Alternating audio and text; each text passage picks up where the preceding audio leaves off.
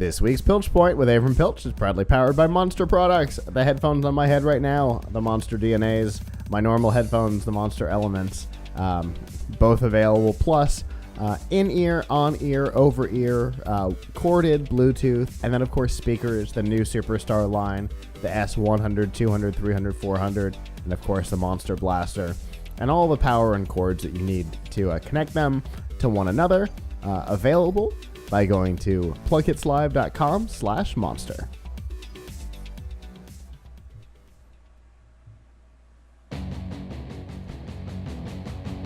And that music means it is time for the Piltch Point with online editorial director of Laptop Magazine and Tom's Guide, Avram Piltch. Avram, we get to talk about some toys. Literal toys. I mean, listen, everything is a toy.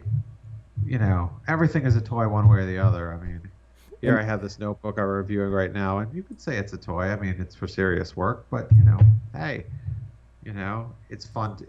Listen, I really can't complain. I have a fun job. I get to, you know, figuratively or literally play with toys, and the real burden is I have to write about it. So, however, that's never been more true than the one weekend a year that I get to go to New York Toy Fair.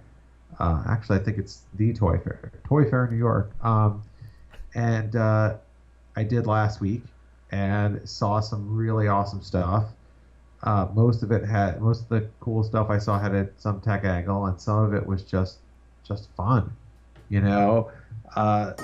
So on tomsguide.com we have a big slideshow of the 25 best toys of Toy Fair 2018, and here are some of them. So I think generally myself and my colleagues, Sri and Henry, our favorite toy was the Spin Master Supernova Drone. Now, there are lots of drones in the market, but this drone, which is going to be coming out later this year for $40, is not one that you control with a handset. You don't control it with your phone. It has a cage around it, so you can literally bat it like a ball, and it sort of follows you around. It sort of goes around, and it can sort of react to your touching it, your gestures. And I saw some guy like basically doing a big dance with it, and it'll like followed his arm or whatever, and like went like that, and then he like tapped it over, and it goes another way. Like basically, you control it by like tapping it and gesturing to it. So what was this called? The Spin Master Supernova. Okay. So we have a video of it in our slideshow, so check that one out. Real exciting news for my son.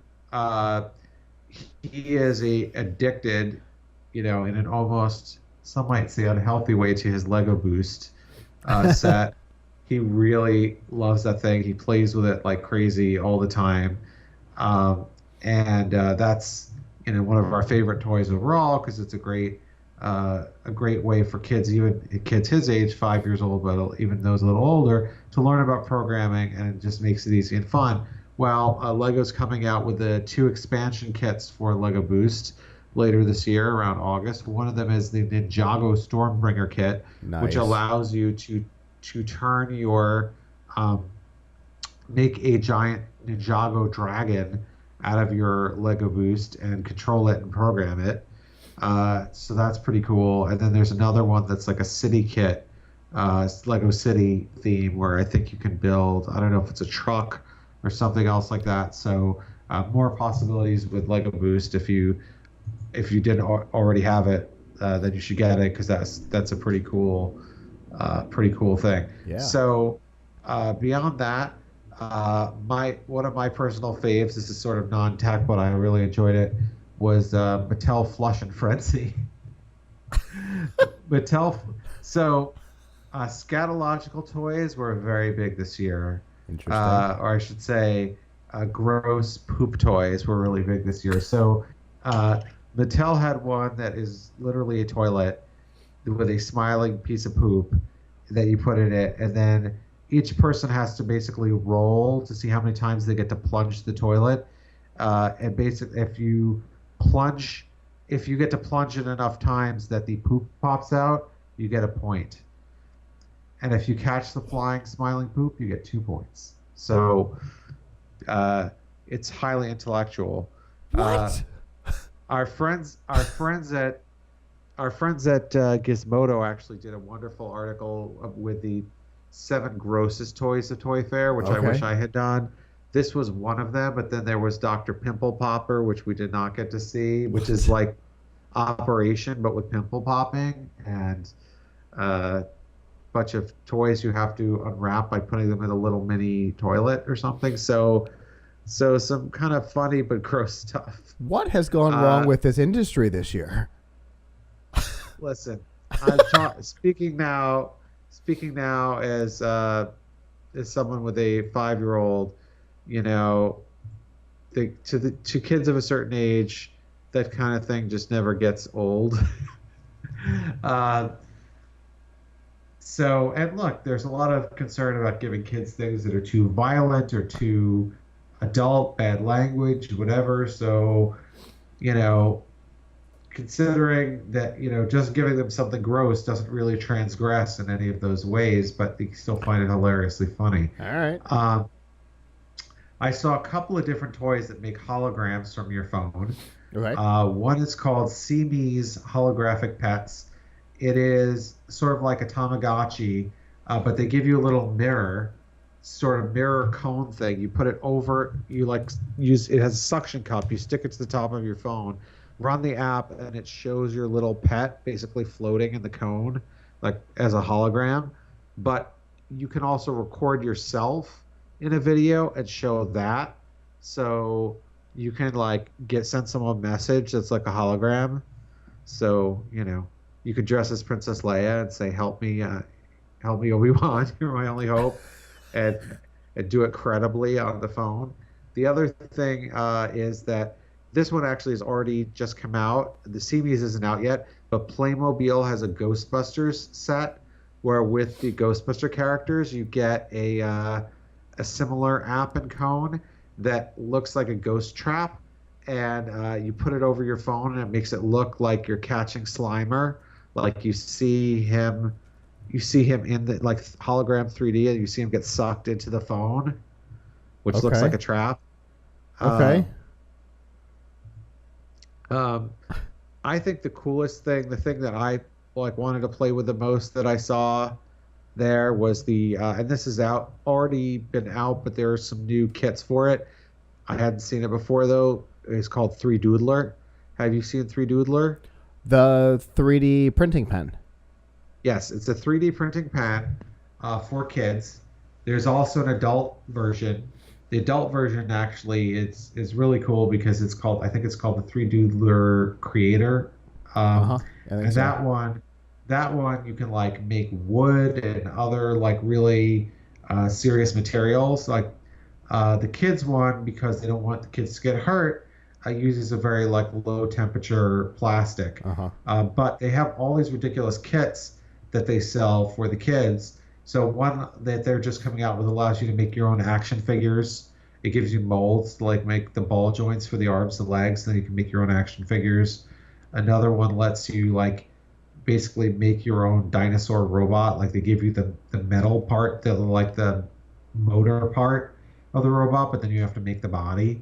And they have all kinds of other ridiculous ones where you make stuff out of the plastic. So I thought that was really cool. There's a couple games I saw that I think people would find really fun. One is called Hot Wheels Augmoto. That's coming out later this year. It is a little bit like Anki Overdrive. Okay. If you're familiar with that. It is an augmented reality racing game. You've got a real track with real cars that race around it, but you run a phone or tablet app.